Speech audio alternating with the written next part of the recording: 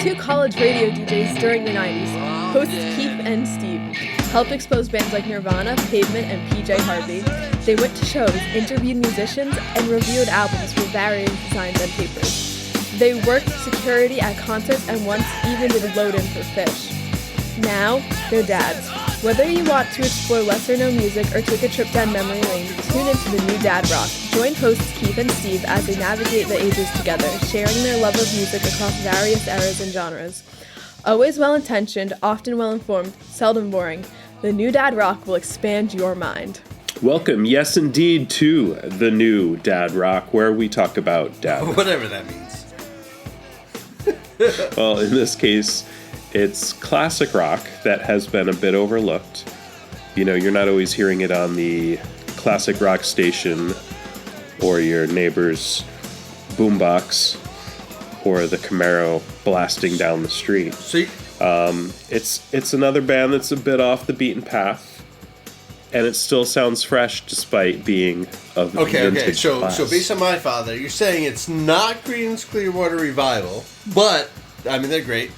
It's not Iron Butterfly, though we should probably do an episode on them eventually, episode 843. But it could be someone like Hawkwind. Whoa! Two cool words. It's like Led Zeppelin. Hawkwind. Is that a hawk farting? Is there like a Marvel character? Totally. Like Hawkwind? Hawkeye.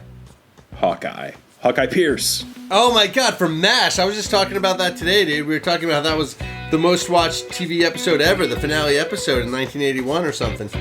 Wow. Anyway, now we're getting to our dad's rock. Wait, no, but Hawkwind, you said. Hawkwind. Hawkwind. Do you actually listen to Hawkwind? So Hawkwind somehow, I know we're a little bit past the new year now. Are you still saying Happy New Year to people, by the way? I think you still say Happy New Year for a year. Yeah. I mean no, it's the new people. It's the new people. I agree. Don't worry about it. Yeah, it was weeks ago, but if I see someone I haven't seen in a while, That's they're like, right. Happy New Year, and I'm like, all right, whatever. Dude, based on our Who fan cares? stats, people are coming back once every 3 or 4 episodes. So, Happy New Year! Happy New Year. Happy New Year. We're talking about speaking of Hawkwind. New Year's. Yeah, oh, sorry. Yeah, well, Hawkwind and New Year's, the reason it came up is because when you get your year-end wrapped on Spotify or your Apple Music Replay or whatever the weirdos on Tidal do. They're like a year behind, dude. They just haven't built the software yet. I did get a year-end playlist today, but it was by song, not author. And I got an email today for the first time ever that was the top 5 people I listened to in December. So they just don't have, they're a year behind.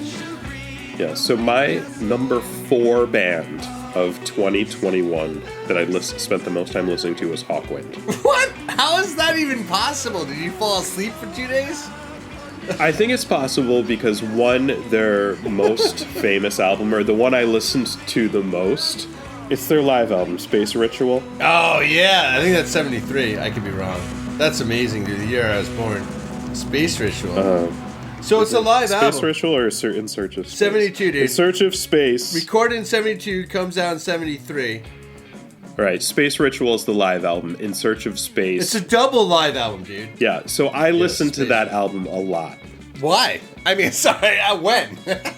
Over the summer, I guess I just got into the kick. And part of it is my number 1 band, and everybody knows this because I talk about them all the time, King Gizzard and the Lizard Wizard, we know. They were number 1, Iron Maiden was number 2, and I think Liars was 3. Because they had a new album. That makes sense. Liars had a new album, But Hawkwind is a huge influence on not only King Gizzard, but the band I talked about all the time in 2020 as well, Aransi Pazuzu. And they basically started space rock. Hawkwind did. Okay, define space rock for our parents and suburban wives who listen to our show. Yeah, space rock I would describe as louder classic rock that isn't as intricate as like prog or progressive music. Oh, it's not. Yeah. But it also it has more space in it, meaning there's more between notes. But it also has space, like as an outer space type sounds and modalities. You know what you would hear in a science fiction movie or something. And keep in mind, Hawkwind was coming out in the late 60s, early 70s, so 2001 A Space Odyssey was there. The moon landing had just happened. Buck Rogers in the 25th century was all the rage. Battlestar Galactica and Star Wars hadn't even come out yet. So space was the future. The place, man. Space was totally. the place. No. Yeah. Yeah, I mean- and Jimi Hendrix started launching people on rockets out of this world. You know who one of Jimi Hendrix's guitar techs was? I do indeed. It's Lemmy. It is Lemmy. Yeah. Very good. Yeah, dude, that's crazy to understand how Lemmy is a guitar tech. The guitar tech is someone who brings your guitar, keeps it tuned, makes sure it shows up at the place, can party with you, can carry your guitars in and out of the spot, Right. make sure they're tuned, hand them to you on stage. Was Lemmy like 18 or 20 years old when he was the guitar tech? He for was Jimi Hendrix? probably even younger, but keep in mind Jimi Hendrix died in England, and so it was probably 27. late in his career that Lemmy was late in Jimmy's career when Lemmy was schlepping along with him. And also at the same time, Lemmy's playing in his own band, and ultimately Hawkwind's second album joins them. First off, your description of space rock was really good. I'm not going to remember it word for word. That's not how I remember things. But the way you talked about where it came from, and it is really creating space for the musicians. Like, it's not prog rock. It's not intricate. It's not, I don't even want to say it's good. Like, it's what a person can play. It's like punk rock for someone trying to copy good rock. By good rock, I mean talented rock, or being able to play very finesse, very skilled, very technical. But, like, you just love the sound. Like, it's drony. And I think, when you said, hey, let's do an episode on Hawkwind, I was amazed by how early they were. This is late 60s. This is 70s. I mean, Lemmy does Motorhead later, and everyone should know who Motorhead is. We'll get to that later. But, like, he's doing Motorhead in 75, right? Or 77? Like, Right. It's pre-Ramones. Like, the fact that you have Motorhead to- is pre-Ramones is insane. Hawkwind's heyday, That's- I would say, is in that era with Lemmy. Yeah, so 71 through Yeah, the first 75. half of the 70s. But at the Yeah. same time, you have to think of what else was going on in music. You had Deep Purple, who was playing the rock and roll, but they were expanding musical interludes out to 20 minutes and so. So you had Pink Floyd blasting lasers and going off into space. And then on the other side of things, you had krautrock going on. You had Can, and you had New with the driving, the pulsating beats that you just alluded to. And from there, that's where space rock comes into being. It's those drums in space interludes during Grateful Dead sets, or any of those jam bands when they go far off into the clouds. And that's what space rock is, and yeah, that's so- I got to Hawkwind because bands that were influenced by them, specifically Iranzi Pazuzu and King Gizzard and the Lizard Wizard, That's sent right. me down that path. And 2021, I guess, was the year that it finally clicked, and I'm like, yeah, Hawkwind. I've always known them because Lemmy's was in the band. You're always like, Lemmy started out in Hawkwind. And you see them on bills. They played right up into the early 2000s. They may even still be active now, for all I know, but they are a well-respected band still to this day. And it just surprises me the amount of influence that they had, having such a famous member, that they aren't more well-known, and they're not on the Sirius XM classic rock stations, or you're not on your local radio station. It's not even in the light rotation. To be fair, they're best known for their live stuff. They had an anti-live recording view, dude. They didn't let people, like, where the Dead were known for record our shows, keep them out, they were anti that, and in extreme cases. So, unfortunately, apparently, they were so good at being live, but they didn't allow recordings of being live. I've looked around on YouTube to try to get some of these shows, and you're right, it's very hard to find stuff. Whereas, name a band, you can go find last night's show, or a show from 1975 in Pink Floyd's case. Yeah, they were like the Metallica of the 70s. When you could barely record good anyway because of bad audio quality and the way you plug in, you had to do it secretly.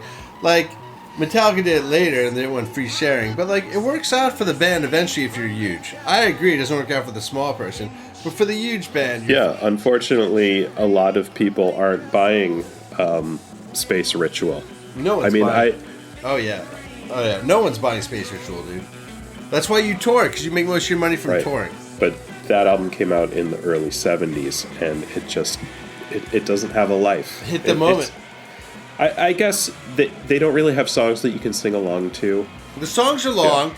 The recordings they have, the best recordings they have, the best album is a double live album, which is awesome from a fan perspective, but bad from a new fan perspective. They needed a commercial. The New Dad Rock proposes right now, we will, if we become a public trade company, we will buy a Super Bowl commercial and feature Hawkwind. That's an excellent idea. So Yeah, it's not going to be in this I year's was- Super Bowl or next year's, but look for it around the time. You know, in our 50s, we're looking for it in the next 3 to 13 years of this. Yeah, that's it.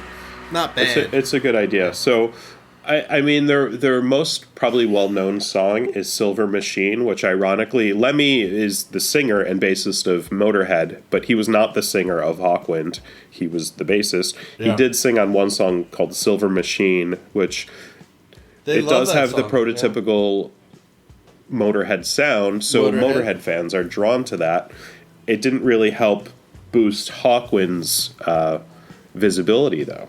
Lemmy's style playing bass was like a lead guitarist, apparently. Yeah. Which it makes his own band awesome, right? Because then you get a guitarist who plays along with that. But I also think it made Hawkwind unique at the time. I definitely 100% hear Steve Harris from Iron Maiden, Steve Harris, the way he is the leader of the band with his galloping bass. I definitely hear that in Hawkwind with Lemmy's playing, because he's out front there. Yeah, oh, for sure. So, Lemmy apparently, so Lemmy makes, how much money does Lemmy make? Lemmy makes enough money, and this is for my kids to hear later, but what livelihood do you make? You're in, I don't know, the most important band, top 5 most important bands of the early 70s. You form Motorhead, a pre-punk, pre-metal, pre-thrash band that everyone respects, and for Christmas, I got a book for my wife. David Grohl just put out a book called The Storyteller, and he talks about how he became friends with Lemmy, because Lemmy always frequented the same bar in Western Hollywood, right? Like, he was known for, like, the last 20 years of life, the last 30 years of life. He lived in West Hollywood, and he'd go to this one bar, and this one bar, like, had video poker, and he'd always be there. It was, like, 2 blocks from his house. And he had, like, a 1-bedroom apartment. But, like, that's how he's living the dream, dude. Yeah, I've heard that story as well in other places. We should do an episode about books. Oh, maybe we have. Dude, it's like a nonagon. Nonagon Infinity opens the door. Totally. I'm actually trying to help Jasper with an ISEE test, an ICE test, which is for math. And, like, there's some math you don't know. He doesn't know anything about nonagons. He's a know-nothing on nonagons. You should give him some giz. Hey, okay. Strike that from the record, but here's my question. Who is number 5 on your list of 2021? You're going to make me go back and look? You don't remember? very well may be OCs. You don't. Oh, cool. Oh, cool. That might be the first year they're in the top 5 for you. Probably. It could have been the driving stuff. Oh, because in the car? Yeah, you know what? That's what I was thinking today. So I really wish there was a way to collect all my songs. So even if Tidal tells me what I listen to.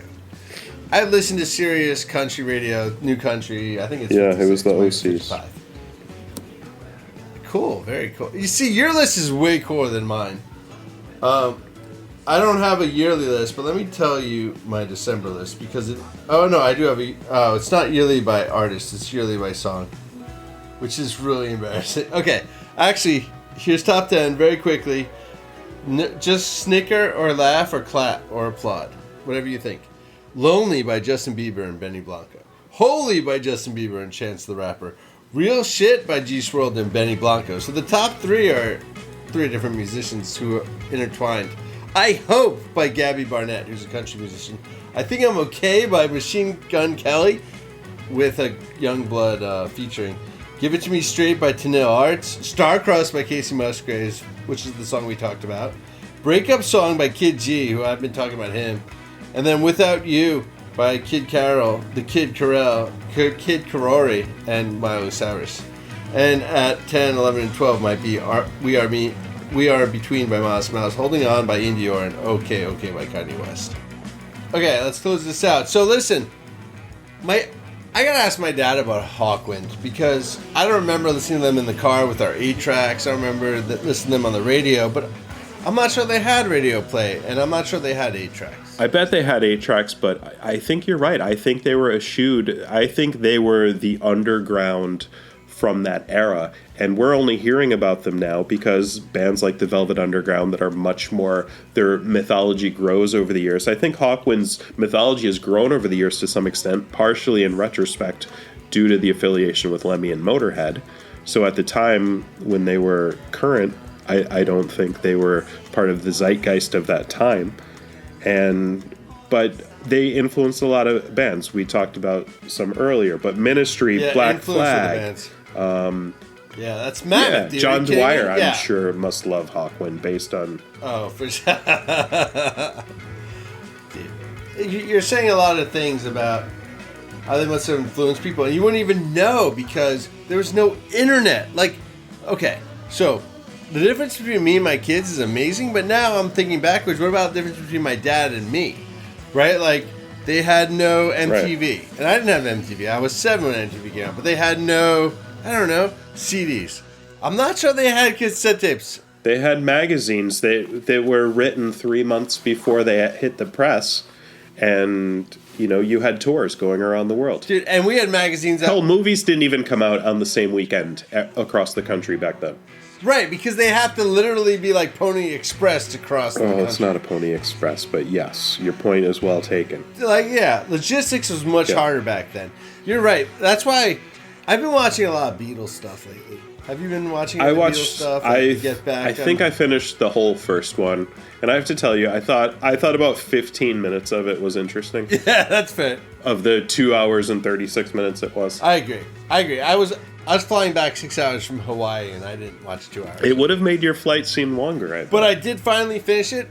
But I'll tell you right now, the thing I'm most super excited about is post-Beatles music. I don't know why. Like, how they lived, actually.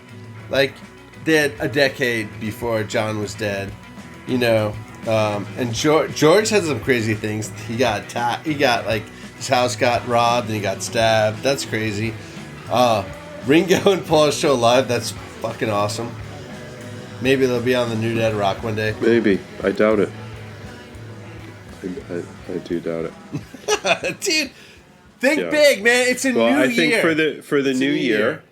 Happy New Year. If you followed us on this journey and you've at all appreciated Aronsi Pazuzu or King Gizzard and the Lizard Wizard, or you like loud, brash, rollicking proto-metal, proto-psych, the bridge between Jimi Hendrix and Rush, check out some Hawkwind. Shove it up your ears. Dude, I thought you were talking about King Gizzard and Lizard Wizard. Hawkwind, dude. Yeah, I like the way you described that, dude. Somewhere between Rush and Jimmy or whatever. Like, well, think about it. It's the right era. Jimmy was through early 70s, and then Rush started in the mid-70s with their space rock operas. Hawkwind was that link that got you there, but they were kind of the dirtbag older brother that, ask your dad about this. I don't think a lot of people knew about them. How much do you know about classic rock? Can you tell me about classic rock next time? Well, I thought we just spent 20 minutes talking about Hawkwind. That's not classic rock. Space rock? It's space rock. We talked about 20 minutes about space rock, dude. You named the OCs, King Gizzard, Lizard Wizard, Hawkwind. Yeah. Anyway. Good. So if you're at all interested, I would suggest Space Ritual, their double live album. It's made up mostly of songs from Do, Re, Mi, Fa, Sol, La, Ti, Do. Yes, that's the name of the album. In Search of Space and Hall of the Mountain Grill. That's the era that Lemmy was in the band. I think that was when they really invented a micro-genre of music. So anyway, whether Keith calls it classic rock, dad rock, space rock, we are the new dad rock. So I'm thinking Hawkwind is about a bird that's fucking.